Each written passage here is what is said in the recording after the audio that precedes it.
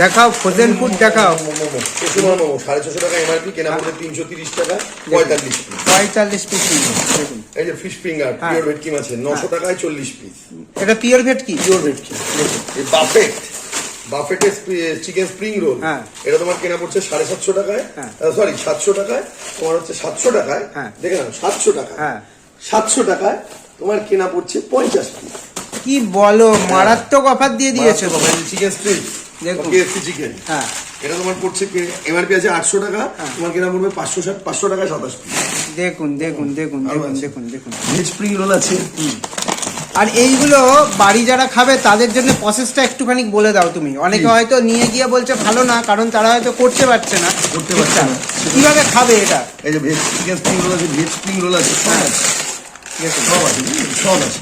এগুলো কি সব ডুবো তেলেই করতে হবে গো? ডুবো তেলেই করতে হবে, নাহলে টেস্ট হবে না। ডুবো তেলে করলে ভালো ভালো আসবে, টেস্টটা ভালো আসবে। চলুন।